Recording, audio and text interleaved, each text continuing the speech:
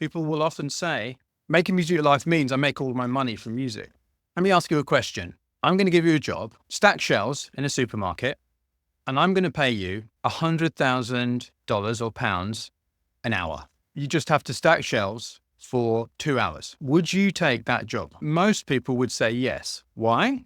Because that $200,000 a week would allow them to spend the rest of their time making music. So in other words, it's not that you want to earn all your money from music, it's that you want to spend your time making music. Now, what I have discovered from doing this for 12 years, and then also the 30 years before that of making music, that making albums is how I manage to keep my focus and my time on music when I've got all of these other things to do, because I'm not a full-time artist right now.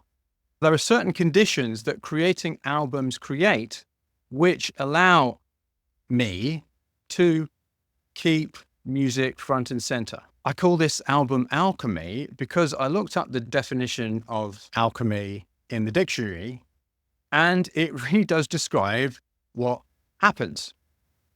A seemingly magical process of creation, combination, or transformation. Now, before you start saying, Mike, you're talking nonsense, magic, what is all this? It's seemingly magic. It's not magic, it just feels like it. So if we take these three words, creation, combination, or transformation, how can you embed these three elements into your music making? First, the creation aspect. Sustained long-term creation requires a clear, structured process based upon fundamental, universal principles about how human beings create things. Because while we are all special, unique flowers, we're also very similar. We breathe oxygen. We eat food. Similarly, in terms of how the creative process works, there simply are fundamental, universal principles, which if you, in your process, violate them, will mean that you struggle and will mean that your creative process becomes unsustainable, will mean that you burn out. How can you develop one of these yourself? What you could do, because I have actually done this, is you could read, watch, or listen to thousands, as many as possible, over time, thousands of artists, as many as you can, on their process in depth to notice the patterns. What you're not doing, what you're absolutely not doing, is taking I really love James Blake. What does he do? I'm going to do exactly what he does. No, do not do that. Bad idea. What you are actually looking to do is adding James Blake to the enormous number of artists that you know about. And then over those many artists, what you're looking for is similar connections. You're not attempting to emulate what one person does. When you start to notice these patterns, then you test. You think, hang on, this seems to be something that almost everyone seems to do. A lot of them do anyway. I wonder how that can actually change my process. So what could I do? So you test it in your process. You see what happens. You modify it, and then you review it. This process is essentially where the music machine came from in making an album with Mike. Both my process, but also in talking to literally thousands of musicians, music producers, songwriters, composers, and coaching them and saying, how about this? How about that? And then getting the feedback. That was where the music machine came from. And obviously in the music machine, I've embedded these patterns that I've noticed over literally thousands of musicians. That's why the music machine works, because it's based upon fundamental, universal principles. Now, I know that some people object to me saying this is universal. Well, how dare you say it's universal, Mike? So I'm going to present you with some evidence. So Rick Rubin in The Creative Act, in his book, there are 4 chapters where he literally describes, in different words, but the same stages of the music machine. Seeds is stage 1, splurge. Experimentation is stage 2, discovery. Crafting is stage 3, draft. And completion is stage 4, release. He wrote this book after I created the Music Machine, or at least I read the book only a couple of years ago. I've been developing the Music Machine since 2018. Far be it from me to compare myself to one of the world's greatest living legendary music producers. But where we are similar is he has worked with hundreds of different artists in many genres and many styles. Talked to them, coached them, helped them make music. I have talked to thousands of music producers. Of course, I've not produced them, but I've talked to thousands of music producers, artists in many different styles and genres, helped them make music. So he and I have had the amount of different people doing their singular things to notice the same patterns.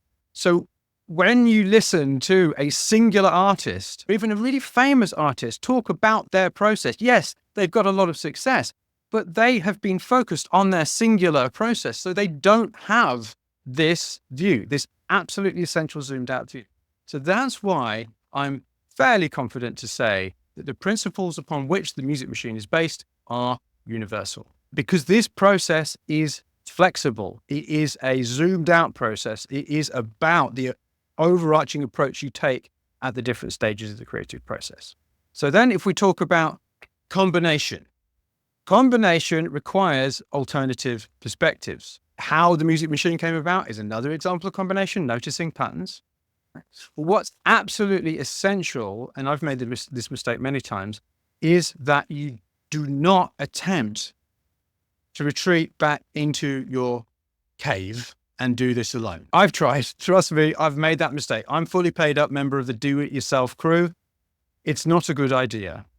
You need to find mentors, find people to collaborate. The act of collaborating with other people will bring these new perspectives and different ways of doing things. If you are in a life where everybody else isn't a musician and isn't that interested in it, and so, oh, that's nice, dear. How's your little music thing going? You need to find a way to surround yourself with artists, preferably in many styles and genres, but who have similar goals. It's essential because you need those different alternative perspectives. Some of them you won't agree with, but that's exactly it. I learn so much more about how to improve the Music Machine and make an album with Mike from the objections, from the people who go, well, that doesn't make, what are you talking about? I'm like, actually, there's a point there. And then that upgrades my thinking.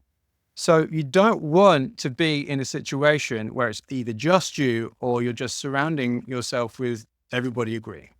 And obviously in Make an Album with Mike, we do this, we do the Make Music with Mike sessions. So we're actually creating together and learning from each other. Obviously we have the coaching and we have the community. If you're doing it alone, simulate the same thing. I almost think it might be, for most people, almost impossible to do it alone. Finally, transformation. This is the hard truth about transforming yourself.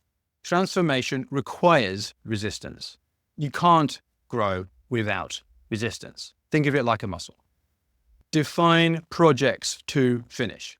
It can be an album. It can be an EP. I prefer albums because they're a nice big size. They're a challenge, right? But you have to define a project, clear projects.